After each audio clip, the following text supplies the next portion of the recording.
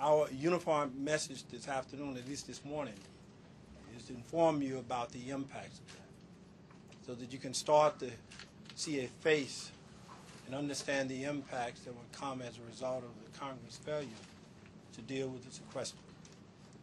We know that there are some serious challenges at the national level. We understand that a resolution must come soon. But we believe that time is now to act, that the impact to us cannot simply wait. We cannot continue to push this down the road. We need action, and we need a fair and balanced approach to resolve this. March the 1st, if Congress does not act to prevent the impending sequestration, our counties, the Washington, D.C. region, and the local jurisdictions, and the state overall will be hit. I want to thank my fellow county executives, Rashawn Baker and Ken Ullman, as well as Council President Nancy Navarro and members from the local chambers joining us today. But to give you an indication of what we're talking about, in Montgomery County alone, 47,000 federal workers and thousands of businesses that contract with them will be impacted. In FY 2012, Montgomery County alone had $5 billion, I repeat that, $5 billion with a B, in prime federal contracted awards that will be adversely affected as well. The potential for 20 days of pay or reduced pay or pay elimination by federal employees will have a devastating impact. For Montgomery County alone, in terms of its tax base, each day, based on our estimates, is approximately $500,000. That's a day. Each day is $500,000. That's a huge impact. I want to thank our representatives at the federal level who've been working on this, especially Senator McCoskey, who has been working hard to pull together many of the people in our caucus and others to try to bring some sanity to this real difficult problem here. She has a very tough job. I'm joined today by members of the federal congressional staff, Ken McManus from Chris Van Hollen's office, Ken Richard from Senator Cardin's office, and Courtney Samuels from Senator McCoskey's office. I now will call on County Executive Baker to give his impressions. Thank you, and thank you all for being here this morning. I want to thank County Executive Leggett for pulling us together. Certainly want to thank my good friend Ken Ullman and Nancy Navarro, the chair of the council here, and the chamber for being here. For us in Prince George's County, to give you a sense of the federal impact is, for us, approximately $14 billion in federal spending annually in Prince George's County. Approximately $3 billion in federal spending on salaries and wages in the county. 10 days of furloughs equal $120 million in lost income in federal employees for the county. Approximately $5 billion annually in federal procurement spending in the county. A 5% reduction in procurement spending equals $250 million in lost revenues to the local economy for us in the Prince George's County. 10% of the county's job workforce are federal jobs. That's approximately 27,000 jobs out of almost 300,000 total jobs in the county. Approximately 16% of the county's civilian employees population, 16 years and older, are federal employees. Approximately 71,000 out of 400,000 total civilian employed population. A 5% reduction in housing choice vouchers program funding equals potentially 250 low-income families without financial assistance for their housing costs. Approximately $5 million in reduction in federal education aid. That's $1.5 million in special education aid, $1.5 million in Title I funding, $500,000 in Head Start funding, and $250,000 in teacher equality grants. That gives you a sense of the impact of this sequestration on Prince George's County. For us, like our surrounding jurisdictions, we depend on the federal government. The uncertainty that Congress is having on us right now is the biggest problem we have. We've just finished a couple of months ago going up to Wall Street and assuring them that we could survive what's going on at the federal level. What we can't survive is the uncertainty. So we need Congress to act, and to act strongly. I, too, want to add my thanks to Senator Mikulski and our federal partners for not only holding hearing, but to bring a face to what this is. These are not just numbers on a paper. This is not just petty politics between people on down on Capitol Hill. These are actual folks who will not be able to pay their mortgage, pay their rent, or teachers who won't get grants or housing vouchers that will go unfilled. So we want Congress to act, and we need them to act now and not to wait for March 1st. Thank you. County Executive Kim Ullman from Howard County. Thank you, and thank you very much to County Executive Leggett for pulling us together this morning. Thank you to good friend County Executive Rashawn Baker. I want to thank the folks from the chambers who are here, who you'll hear from in a moment, and the Council Chair, Nancy Navarro. Great to be with you. I also want to add my thanks to Senator Mikulski especially, and our entire federal delegation for focusing on this important issue. You've heard from both county executives how important this is for Montgomery and Prince George's County. Howard County is in a very similar circumstance.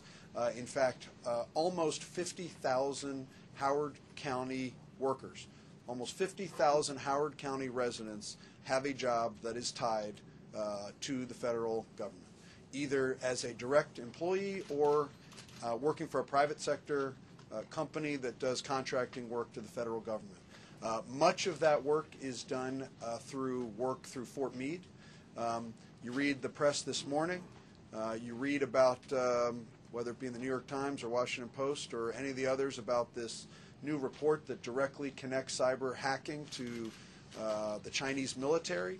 Could this really be a time when we're going to cut back the work that's done at Fort Meade?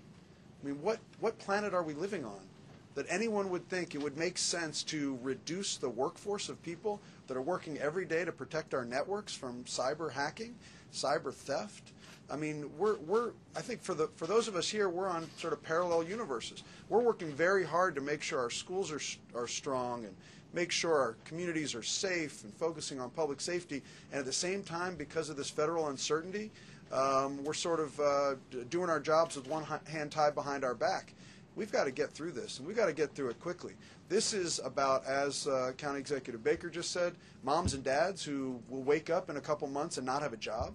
This is about people who will be starting to take massive furloughs, layered on the fact that there is so much work that is spread throughout our communities, whether it be in Howard County. We have 6,000 people who work at the Johns Hopkins Applied Physics Lab, which gets almost $1 billion worth of federal research grants, some in the military, some not in the military. Huge impacts. And yes, you're going to hear from folks from the Chamber of Commerce. Those are people who can't eat at a restaurant, can't buy a car, and it affects our economy throughout. So we're here to say we need a balanced approach, and we got to get it done soon. You know, we got a lot of hardworking men and women who are relying on their government at the federal level to do the job that they were elected to do. So thank you very much for having me. Highlight the work of the County Council in collaboration with Executive Leggett in the last 3 years. As we have navigated this very difficult time, what we did was to roll up our sleeves and look at structural changes to our finances as well as raise revenues. And it was not an easy task for us, but this is the reason why we can say that Montgomery County today starts to see a little bit of a glimmer of hope down the road in terms of our financial status and our economic recovery. Nonetheless, it is interesting to note that Montgomery County, a wealthy county, does have about 30% of its students qualifying for free and reduced meals. 80% of those students actually qualify for free meals. We are a county like many other across the nation who are trying very hard to do the right thing, to collaborate, to put politics aside, and to work very diligently to make the decisions that will put the county in its best foot forward. But we can't afford what's happening. We cannot afford to invest in our economic infrastructure and also invest in our social infrastructure if we're now in this holding pattern with the federal government and with folks in Congress not deciding to act. I will also say that, yes, Senator Mikulski, Congressman Van Hollen, our federal delegation has worked very diligently. We appreciate what they have done, but this is real for Montgomery County. We are definitely anxious in terms of what's going to happen on March 15th. The council will receive the budget request from Executive Leggett. We have no idea what will occur. We have no idea how many businesses are basically reevaluating whether they want to come to Montgomery County or stay in Montgomery County, or perhaps, address that expansion they've been waiting for. This is real for us here. And I think it's important to remember that this particular inability to act affects not just counties like Montgomery County, but also the country as a whole, as we are seen around the world as perhaps not being as strong and not being as decisive as we need to be in these uncertain times. So we urge our federal folks out there to act, Congress to act immediately so that we can continue here in Montgomery County and many other counties, as you have just heard from Executive Rushern Baker and Ullman, to continue to do the very hard work of governing, which is what we were elected to do. Thank you. Thank Ply. Medical research, law enforcement, travel, nearly every aspect of our day-to-day lives will see an impact, reduction, and higher prices. To speak to those kinds of impacts, I want to hear now from the Chamber. We have both the Montgomery Chamber and the Bethesda Chamber of Commerce to come to talk to you as well. Gigi? Very good. Thank you. Thank you, County Executive Ike Leggett, and thank you, County Executives Rushern Baker and Ken Ullman, for being here. Not only is Montgomery County affected, but Metro Maryland is affected. These county leaders know that our Metro Maryland and our state of Maryland is the home to small business, veteran-owned businesses, women-owned, and every other kind of small business really dominates our economy. And sequestration is nothing less than an assault on small business. And we are calling on our national leaders to get this resolved so that we can move forward. There isn't I think that there's less of an understanding about the domino effect the sequestration is going to have on the small businesses, the employees of all the businesses in all of our jurisdictions. Prince George's, Howard, Montgomery, we have a ton. It's primarily small business, but it's more than that. It's about people's jobs, it's about people's livelihoods, and it's about our communities, our neighborhoods. And people don't understand it yet. They will need to understand it. It's just as bad as the fiscal cliff. It needs to be taken care of now. Thank you very much. Every month, Can we get the names and spellings on you guys? we'll provide it for you. Just one second. I Okay. would want to switch. Every month we come to the brink of another impasse that is wreaking havoc with the confidence in the world of financial and political systems. It is time to put partisan politics behind us and do the right thing for the country and really for the world. Please do not hold everyone hostage as a game of brinkmanship continues. We need Congress to act and act decisively to pass a long-term budget plan that will provide us with much-needed stability, one that does not sacrifice the poor and the middle class and continue to, in fact, be unbalanced. We hope that Congress will get the message. We hope that those in the everyday life throughout this region, from the federal employees to the everyday person on the street, will understand the potential impact of what will start on March the 1st. Again, I want to thank you for coming out. I hope that you have an opportunity to pass this word along, the very severe impact to our community. The numbers of people that you see here will be around for a few Take place for another month. You know, they have a certain period of time that they have to warn the federal employees before they actually hit them. So are we jumping the gun? Are you jumping the gun by? I mean, is the deadline really not April 1st and not March 1st? No, but I don't think we have to wait until the car actually goes off the cliff to know that it's a dangerous proposition. And we don't need to wait to see the white in their eyes to start responding because of the potential that we see. This challenge is real and real right now. And so what we want within the next week or so is for Congress to act so that we would not see the challenges and the difficulties that will come as a result of this. This is long overdue.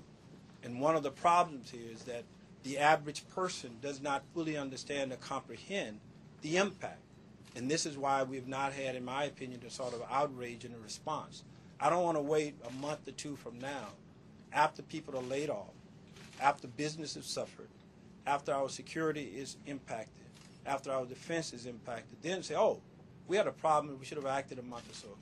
We need to act now. I think too many people are focusing just on the direct federal employees, people who work and get a paycheck from the federal government. We're talking about contractors. And so already you're seeing people who are either not bringing new employees on or are planning to lay people off as soon as they go into effect. So when I mentioned the Applied Physics Lab, you have a grant from NASA that all of a sudden is put on hold. You lay off the team that's working on that grant. Same thing at NIH, same thing, or a contractor at NIH. I mean, there are so many people who are working from home, working at small offices. Go look at all the office buildings in this region, companies that people have never heard of with letters that you've never heard of, where their employees do work for the federal government. And so you will see that, you see it starting now. I mean, I've met with companies in Columbia last week, and they're saying, hey, we're not able to bring people on, and in fact, we know that there are people who we will let go as soon as this goes into effect. So it will be a slow build-up for some of the federal employees, but it'll be a massive impact for many of these contractors who are throughout all of our communities. How do you respond, though, to those who say, look, these hard decisions have been a long time in coming, and there are those who are saying that the case for the impact of sequestration is being overstated? Well, if it's overstated for the state of Maryland to lose 115,000 Marylanders to lose their job, if people think that's overstated, then I would ask those 115,000 moms and dads if losing their job is an overstatement. I'm sorry, I have to say something here, Kate. It isn't a hard decision. They didn't make a decision. This is action in the absence of decision making. This is a meat axe. And the devastation to our innovation economy cannot be understated. And oh, by the way, the comments made, on the subject of making those decisions now, not able to hire, maybe having to lay people off, very likely having to lay people off, but already businesses that are part of our innovation economy. That's what we have here in Maryland. And our small businesses are the businesses that are waiting for those contracts to be resolved, not only directly from the federal government, but our small companies work with our large employers here too. They work with Lockheed Martin. They work with all of our large companies. And oh, by the way, our hospitality industry is very much tied to these decisions too. So no, a decision wasn't made. That's the problem. A hard decision needs to be made, but this isn't it. Sorry, if I can just add to what Ken said and add about the small businesses. And also, if you look at the cuts at the federal level, they're coming to aid. So all of us are putting together our budgets now that we've got to submit.